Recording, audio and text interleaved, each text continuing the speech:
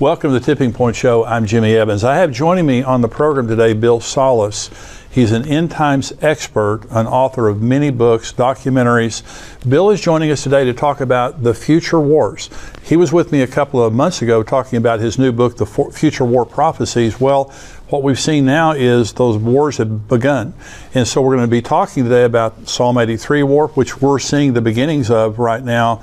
All the different wars prophesied to happen in the relatively near future before the tribulation. Bill is going to be talking about all of that. We're going to be talking about the tribulation, everything that's going to be happening prophetically, especially as it relates to Israel. I'm excited today to have joining me best-selling author and end times expert, Bill Salus. Bill is the founder of Prophecy Depot Ministries. He's written many books about the end times, produced 14 DVDs, and he's an author and speaker I've learned a lot from over the years, and I'm very glad to have him joining me today because we're talking about the war in Israel and the prophetic implications of it. We're specifically talking today about Bill's new book, The Future War Prophecies. Bill, thank you so much for joining me today, and we're going to be talking about your book, The Future War Prophecies, and you were on the show a couple of months ago, and we were talking about this, but today, this is happening right before our eyes, isn't it? It really is. We had talked about the prophecies that we thought would be coming fairly soon. Now we think they're coming even sooner now in light of what's going on in the Gaza, like Psalm 83, the Arab-Israeli conflict, Isaiah 17, the destruction of Damascus, probably even Jeremiah chapter 49 dealing with the disaster in Elam. On a modern-day map, you would have Elam, which hugs the Persian Gulf, and you have Persia, which is the other portion of Iran. So we're looking at prophecies written several thousand years ago that are stage setting and about to unfold, in my estimation, Jim. And you talk about God's peace plan, and I want you to go through this because we're going to talk about the Psalm 83 war, which really is unfolding right now. And you wrote a book on that back in 2013, 2014? I did, absolutely. Psalm 83, The Missing Prophecy Revealed, How Israel Becomes the Next Mideast Superpower. And we're going to talk about that war that is really happening right now. Let's talk about God's peace plan. Now, related to the Mideast peace, the Biden administration, I'm thankful for the military support the United States is giving Israel. This war probably would have been escalated beforehand without all the military presence of the United States. However, the Biden administration is pushing hard for a two-state solution. So why is that important?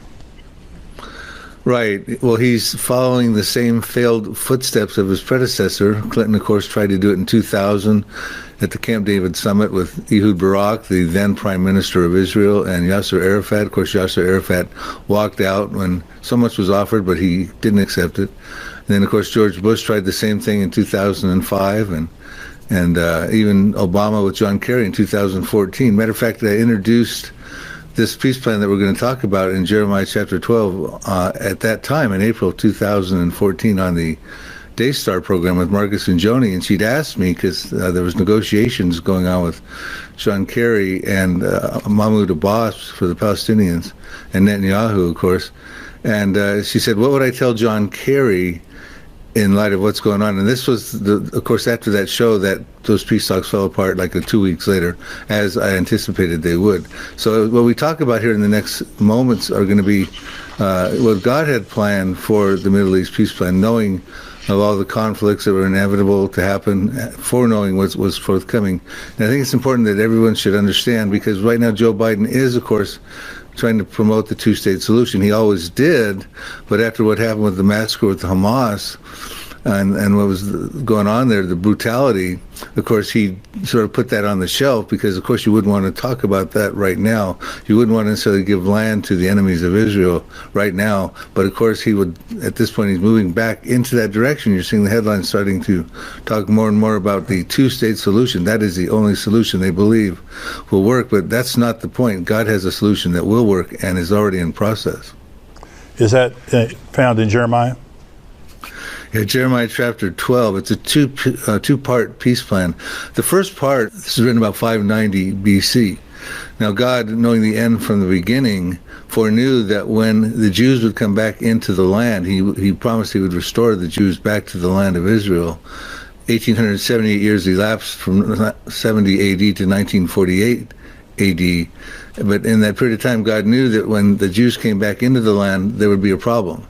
Because what he had witnessed firsthand, the ancient hatred that stemmed way back at the time of Abraham, when it went back with Hagar versus Sarah, the mothers, they had a conflict together. You had Ishmael versus Isaac, the sons had a conflict. This ancient hatred started to develop, the grandsons. You had Esau versus Jacob. Then you had the cousins, the Moab and Ammon, which would be modern-day Jordan, and the Hebrews, even the grandson, Amalek, against the Hebrews. God witnessed that ancient hatred that continued to be incubated throughout the Middle East from time immemorial. And he knew that it would be alive and well when the Jews came back into the land with his foreknowledge. So he had to put together but not only alive and well, but and now deeply embedded into a Jew-hating, violent religion of Islam. And of course, we've seen that happen ever since Israel came back in the land in 1948. So he knew that was going to be the case, but he's a very compassionate God, Jimmy. And you're going to see in his plan here, he's so long-suffering that he wishes, of course, none would perish. That's why he sent his son, Jesus Christ, even those who were worshiping the false god of Allah. And we're going to read about his compassion for them. But all would have put their faith in him and have eternal life in Jesus Christ. That's our God that we serve, Jimmy. Yeah. So he knew he'd have to do a resettlement plan. This is the ultimate land for peace plan. And he told Jeremiah how this would work. Of course, everyone's out of compliance with it. The politicians don't know about it.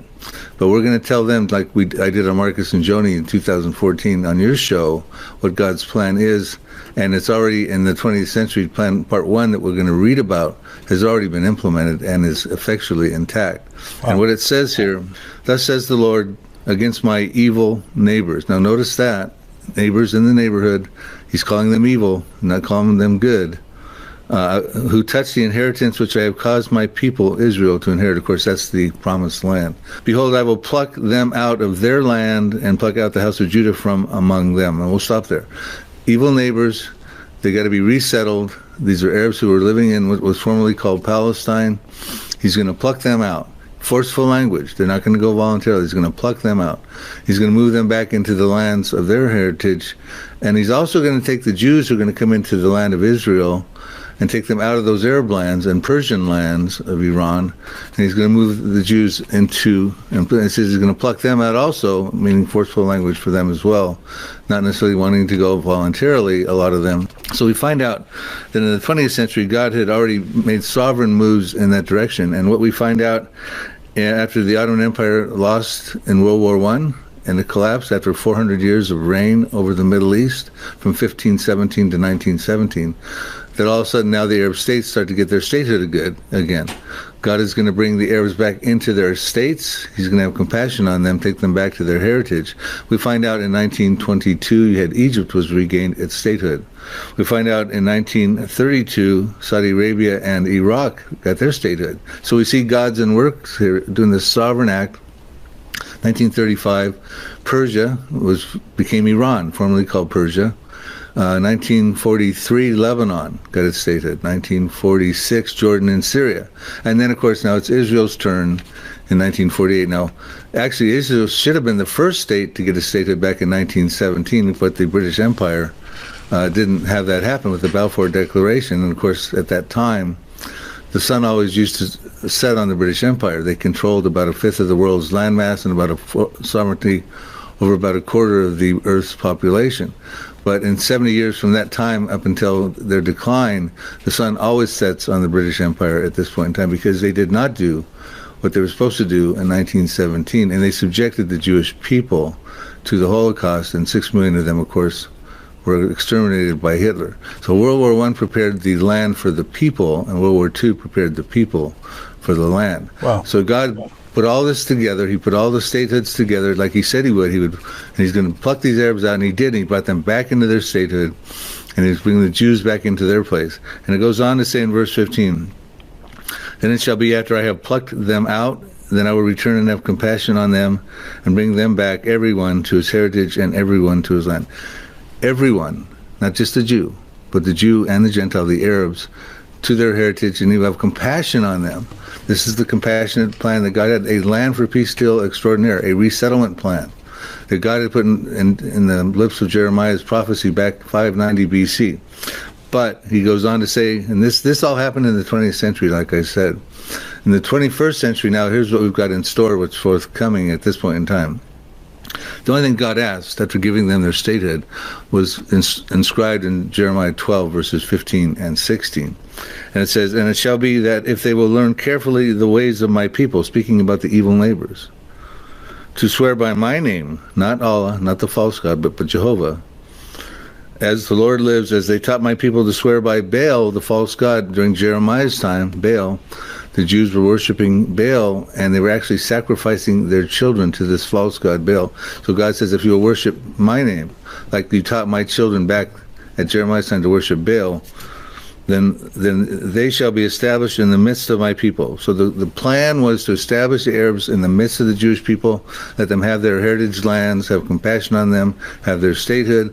All God asked after he set all that up in the 20th century was that they would worship him. And I think that was a fair request after all he's done for them. But they don't.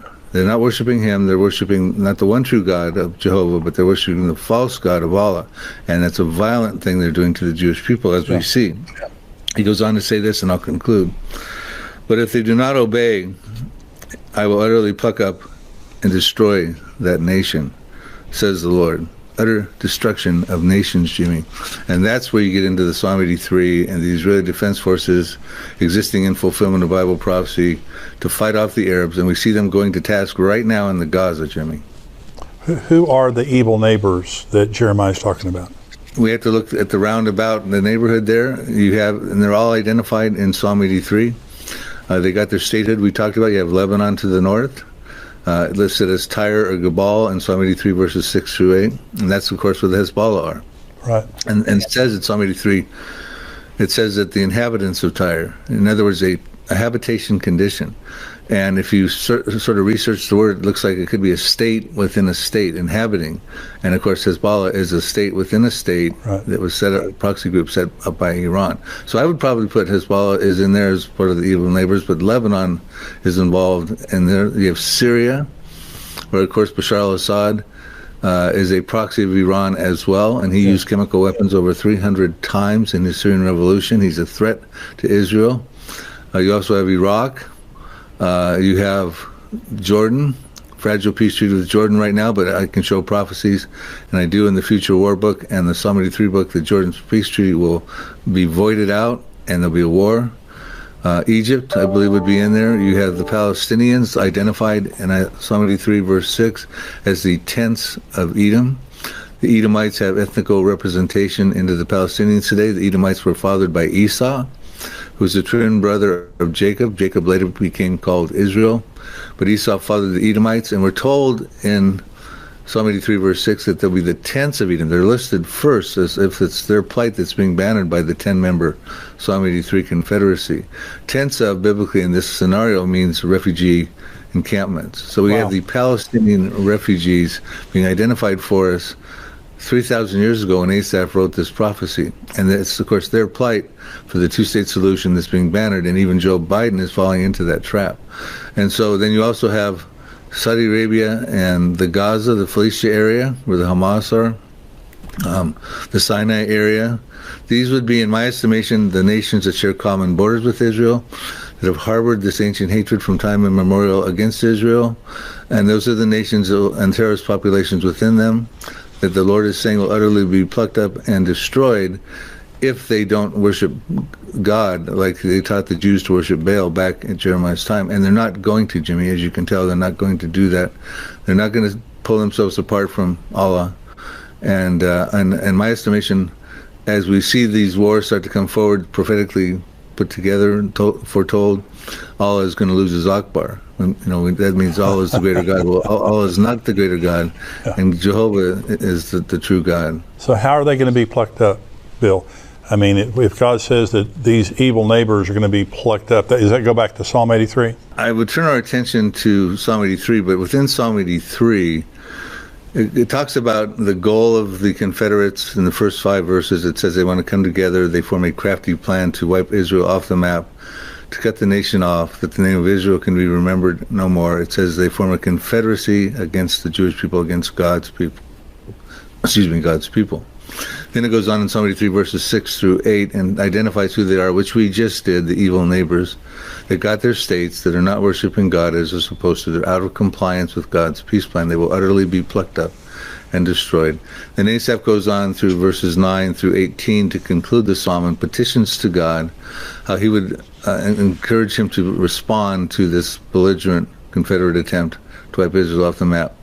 And we see that the peripheral prophecies that we can get into that talk about the Israeli Defense Forces fighting off these evil neighbors, destroying these populations in these countries, like for instance Isaiah 17. Damascus will cease from being a city, it will be a ruinous heap, it'll be reduced to rubble. Jeremiah 49 verses 2. There'll be alarm of war in Rabbah of the Ammonites, that's Ammon Jordan. And it shall be a desolate mound, and Israel shall take possession of his inheritance, which is the promised land.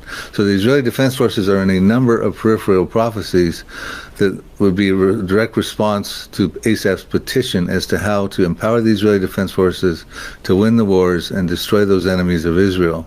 And I can get into the examples he used, but I don't think that's necessary at this point of the show, because I want to draw our attention to Zechariah chapter 12, verses 2, which says the time is coming when these evil neighbors will make a final siege on Judah and Jerusalem. It says, behold, I will make Jerusalem a cup of trembling or dizziness or intoxication in some translations unto all the people round about, the evil neighbors, when they try to lay siege on both against Judah and Jerusalem.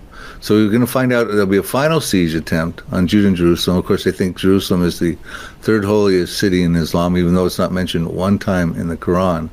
But they think it's the third holiest city in Islam. Of course, that's where the Temple Mount is, and Jordan has control over that. So they're going to take a final siege on that, and what's going to happen is the Lord's going to intervene. And we're told in Zechariah 12, verses 3 and 4 and 5 and 6, that the Lord is going to intervene supernaturally. He's going to level the playing field. I get into the things that are going to happen. If time permits, we can go over them in this show. But he's going to divinely intervene and work in concert with the Israeli Defense Forces. And when he levels the playing field, we're told in Zechariah 12, verse 5, that the Israeli Defense Forces are going to be gaining so much confidence because they've seen that the Lord has divinely intervened on their behalf. And ultimately what it says, and I'll read Zechariah 12, verse 6. It says, in that day that they try to lay a final siege on Judah and Jerusalem, the countries round about, the evil neighbors, I'll make the governors or the captains, read that as the Israeli Defense Forces of Judah, like a fire pan in the woodpile, and like a fiery torch in the sheaves, and they shall devour all the surrounding peoples, all the evil neighbors, on the right hand and on the left hand. And of course, all those countries we listed are on the right hand, and on the left hand of Israel, the nations round about, the evil neighbors. But Jerusalem shall be inhabited again and in its own place, Jerusalem. So they're going to try to take Jerusalem away from Jewish sovereignty. They're going to try to have a Palestinian state. That's the goal of Psalm 83. They don't want a two-state solution. They want a state called Palestine. They don't want an Israel. Two-state solution will not work. It'll play into the hands of the enemies of Israel. That's right. And ultimately, Jerusalem will be inhabited by the Jewish people. And that's when Israel can dwell securely, which is a prerequisite for Ezekiel 38. Hey, before we go to the next question with Bill, and I hope you're enjoying this because this is intriguing concerning what's happening in Israel, I just want you to know we have endtimes.com. That is our full website where we have all of our podcasts, all of our articles, everything that we do to keep you up to date on what's happening in the world, Bible prophecy, what's happening in Israel. If you haven't subscribed yet, go to endtimes.com, $7 a month. You can be a subscriber and you get everything that we do. And this is a time right now in world history where we need to stay encouraged, we need to stay informed, and this is what we're there for. If you haven't subscribed yet, go to endtimes.com, $7 a month, become a subscriber.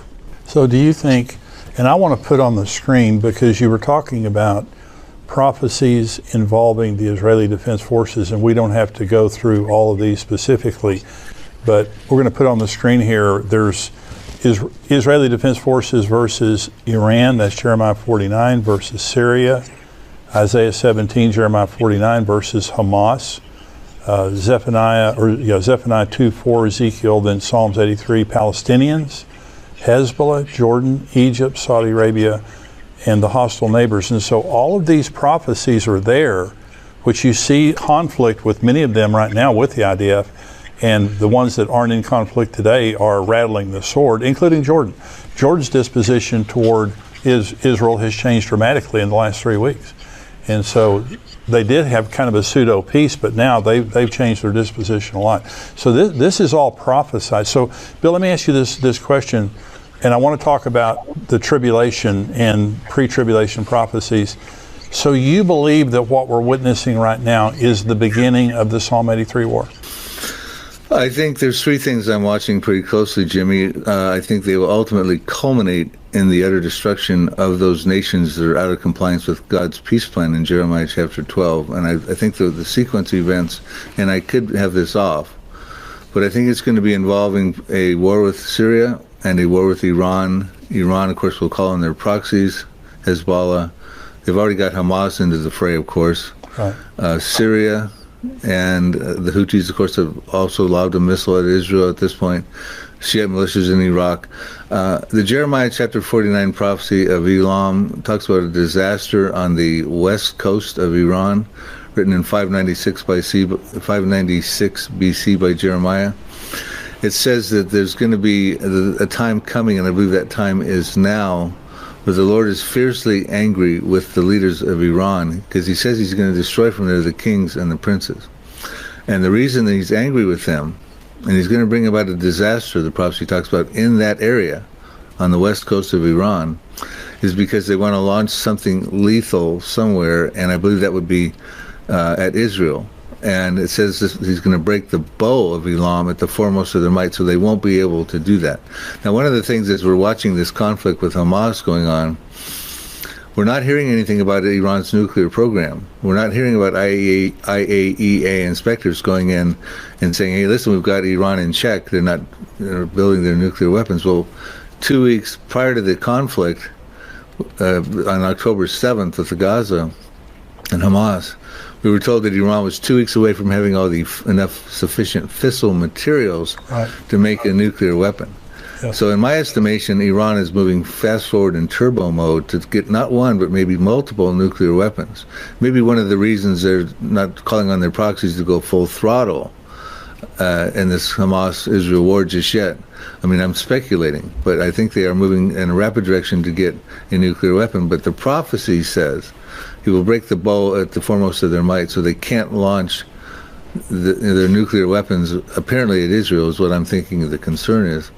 And when we look at what's going on in Iran, that west coast, that Elam territory, which hugs the Persian Gulf, it is where Iran's got all of its underground missile silos, portable rocket launchers, its underground air base, its intercontinental ballistic missiles, which can hit Israel in 400 seconds, which is 6.66 minutes.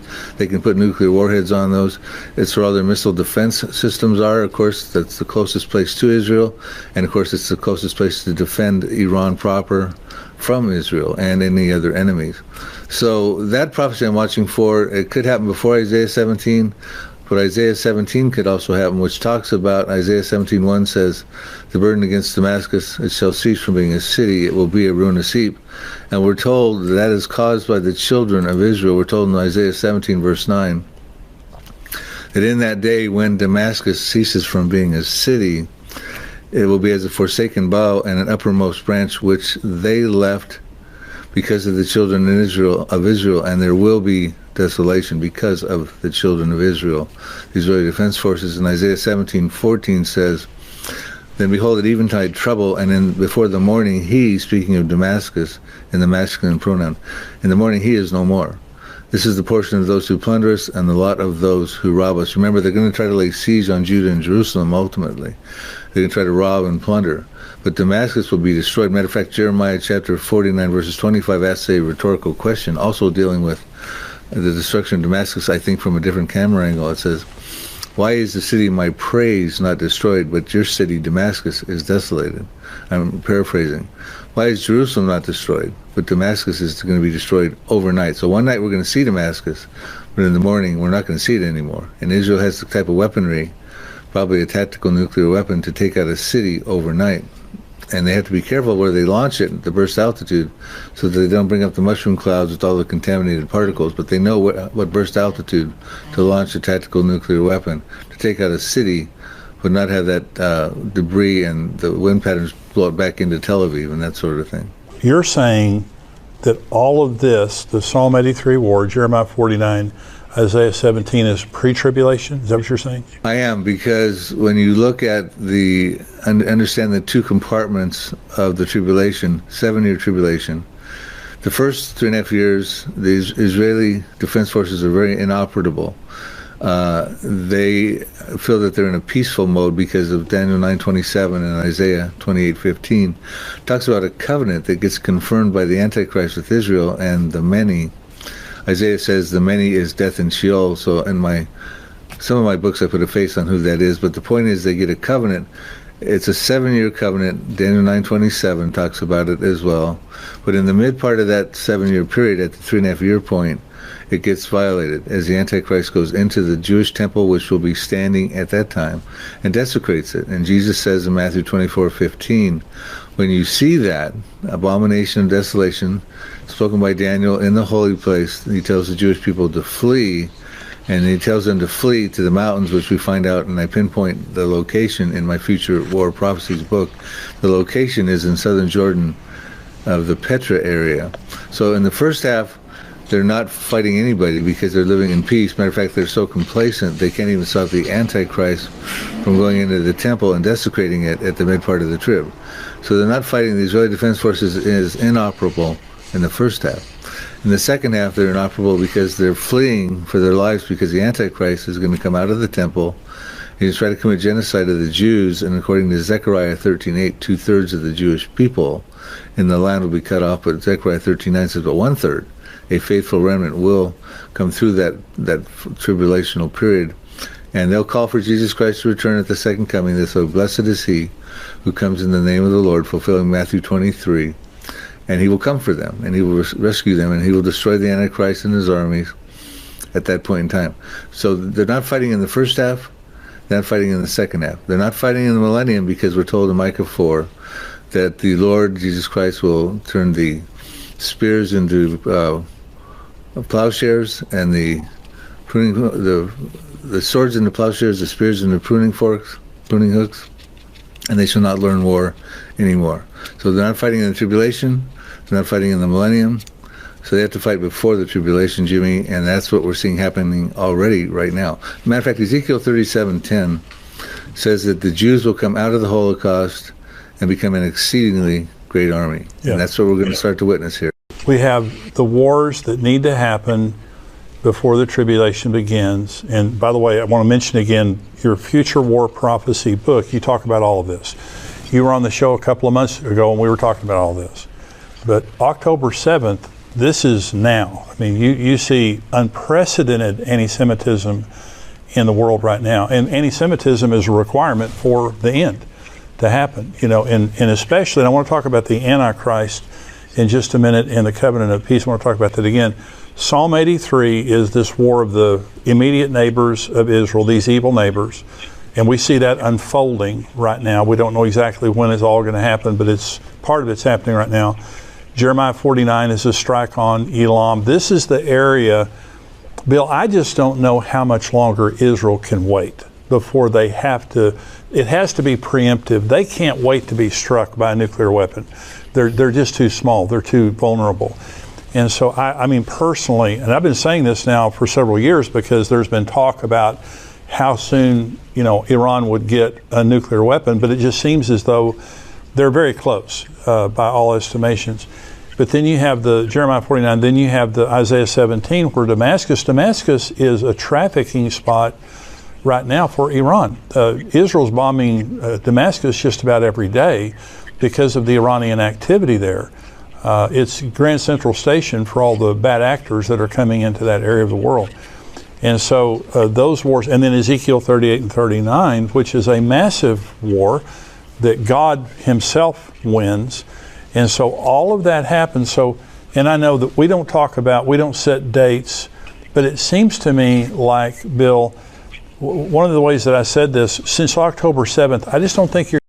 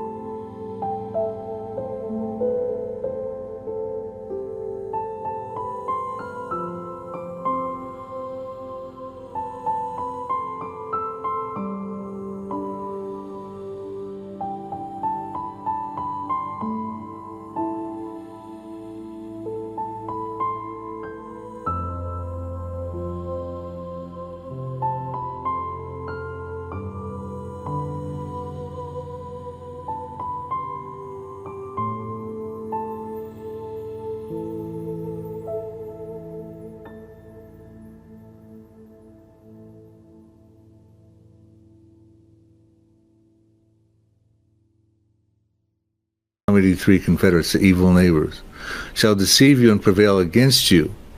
Those who eat bread with you shall lay a trap for you. No one is aware of it. So in other words, I believe it's a trap. Now, I don't believe the Arab states realize it's a trap, but God's saying it's a trap because they got nowhere to go.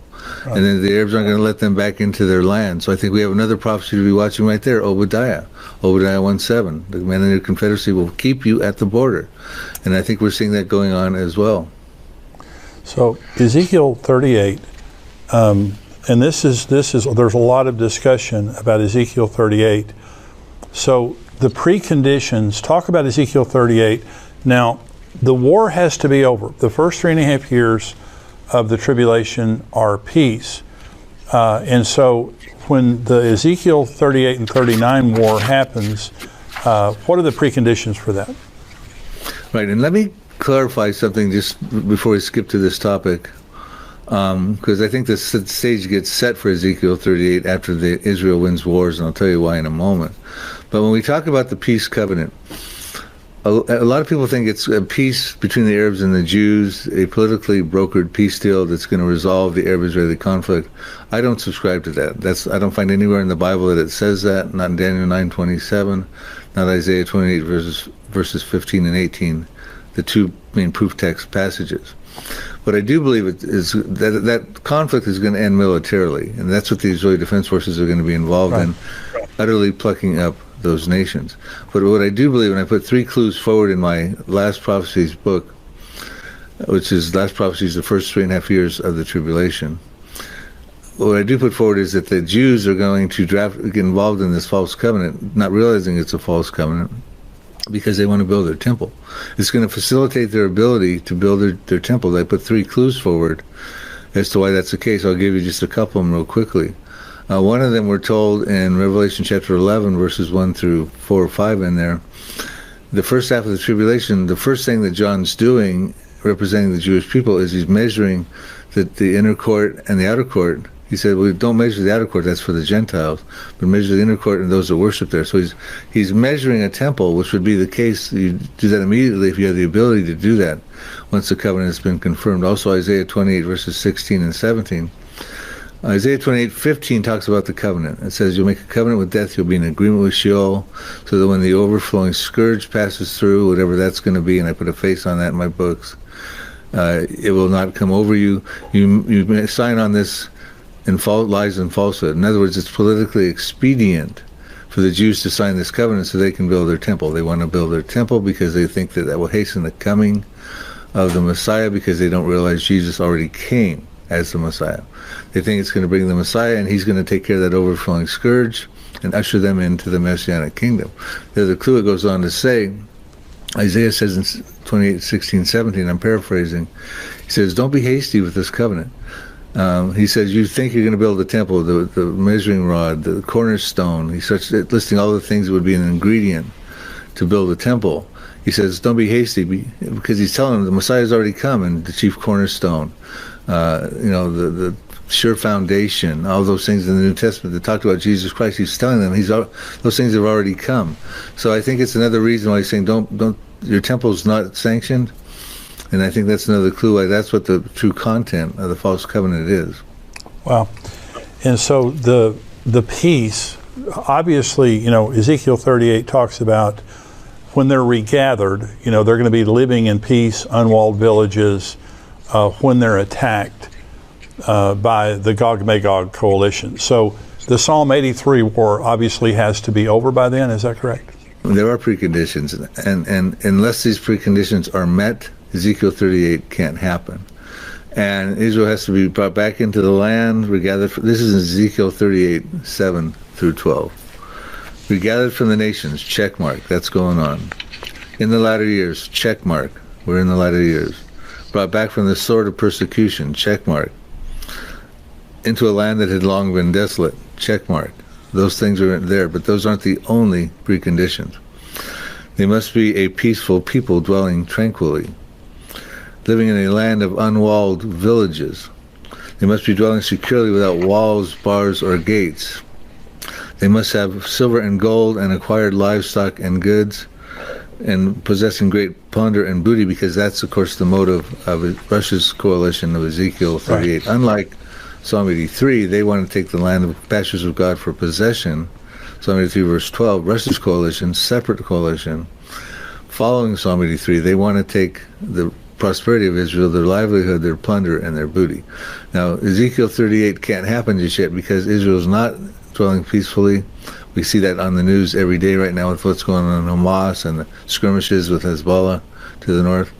They're not dwelling without walls, bars, nor gates. They've got a 403-mile wall coursing through the center of Israel proper, effectively keeping Palestinian terror outside from Israel proper. They've got walls to the north around Lebanon, a couple walls there. That's why Hezbollah is trying to build tunnels under them. They've got walls by the Gaza. That's why the Hamas will build tunnel networks under there. They've got walls down by the Sinai in Egypt. They've got walls even around Jordan. Matter of fact, Netanyahu recently touted he's going to fortify that wall even more around Jordan because they want to keep weapons smuggling that's coming through Jordan away from the West Bank. Matter of fact, Israel's the most fenced-in and fortified country in the world. Wow. And so they're not dwelling without walls, bars, nor gates. Matter of fact, they have to be dwelling securely also. He mentions that 2 times in this. The Hebrew words are yeshav v'tak. He mentions it twice. And it's not a security that's politically brokered. It's a security in his context because you've defeated your enemies and now you can dwell securely. Now you can tear down the walls, the security checkpoints and things like that. And so we ask ourselves, well, when is Israel going to dwell securely? And I'm going to take the liberty to tell you in Ezekiel 28, 10 chapters earlier, he tells us exactly when. He says, "Thus says the Lord God, when I have gathered the house of Israel from the peoples among whom they are scattered," we've seen that's been going on, back into the land of Israel, "and hallowed in them in the sight of the Gentiles, then they will dwell in their own land, which I gave to my servant Jacob, and they will dwell safely." Yeshav v'tak, same Hebrew words. They'll build houses, they'll plant vineyards, yes, they will dwell securely, Yeshav v'tak. When I execute judgments upon all those around them who despise them, then they shall know I'm the Lord, their God. Wow. The utter destruction of the nations that are out of compliance with God's roadmap plan that we talked about, his peace plan that we talked about at the beginning of this show. They're going to be utterly plucked up and destroyed. Judgments will be executed upon them because until that happens, Israel can't dwell securely and tear down the walls, bars, or gates. I love the way you explain things, Bill, because this is such a concerning situation that's happening. Jesus said that when the end came, there would be distress of nations with perplexity, and that's what we're seeing right now. There are no answers. There's distress of nations, wars and rumors of wars, famines, earthquakes, all this stuff, pestilences. And so what we're seeing, obviously, are the birth pangs. But you have studied the future wars. You know more about it than anybody that I know, honestly. You've written about it more than anybody that I know. And so you've said something several times during this show, and that is, this is the way it is now, but this is going to change. And it will. We know the future in advance. We know that Jordan and Egypt are going to change. We know Iran's disposition. We know the future wars, and you've done such a great job in your book talking about it. There's so much more in your book than we've talked about on this show today, and I want to encourage people to go online. Now, Bill, where can people find more about your ministry and get their resources from you? Oh, yes, Jimmy, thank you. I invite them to come to our website, prophecydepot.com, Prophecy Depot, like homedepot.com. We've got an online store, books and DVDs. We have all my articles. We also have connections to our YouTube site, and we have a daily news site we put called Prophecy Headlines. Keep up relative news daily, every day, what we think is prophetically relevant. So come to prophecydepot.com. I want to encourage you to go on there. And Bill, thank you so much. And I want you're a regular on the show here, but I want to have you back, especially as the situation in Israel continues, because the future wars, we're going to see these things unfolding.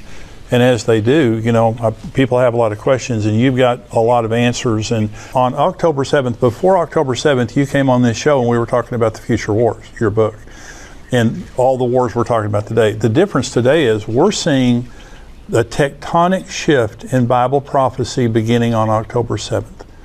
This is something I've never seen in my lifetime.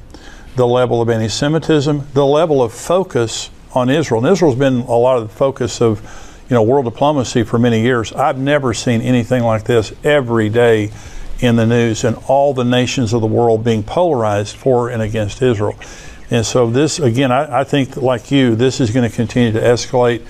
We'll see how soon, we'll see all the developments, but thankfully we have Bible prophecy to tell us the future in advance. Jimmy, I'd love to be on your program again. I really enjoy your show. Thank you for the invitation. Basically, I do want to also mention there are a lot of people who don't necessarily agree with what I've been saying about Psalm 83. They think it's mainly just a prayer or it's been historically fulfilled. There are others who believe the Elam prophecy was fulfilled by Nebuchadnezzar back in the Babylonian era. That some people think the Assyrians destroyed Damascus in 732 BC, but in the Future War Prophecies book, we've rebutted all those arguments. We've got appendixes and inside of the chapters explaining historical research and all the various reasons why these are legitimate future war prophecies that are yet unfulfilled. And also, Jimmy, we started the program by talking about God's compassionate peace plan. He wants none to perish. That's why he got the Arab states together for them. There are going to be remnants, like the Jewish remnant. There will be a faithful Jewish remnant. There will be remnants coming out of Iran, we're told in Jeremiah chapter 49, verses 39. Right. The Lord will restore the fortunes and bring back the captives of Elam. Why did God do this peace plan? I mean, he knew that this would be a nightmare, that Islam would be embedded the ancient hatred. Why did he even bother to make Arab statehoods? Because he loves everyone. He loves those Arabs, and he's going to have remnant from them as well. As a matter of fact, in Iran, he's doing supernatural evangelism, dreams, visions, miracles, and healings, because he wants none to perish, Jimmy. I love it. Bill, thank you so much for being with me today, and I look forward to having you back soon. God bless you. Thanks, Jimmy. Thank all of you for joining me today on the Tipping Point Show. I hope you've enjoyed it. We'll keep you up to date on what's happening in Israel. Stay tuned to endtimes.com. God bless.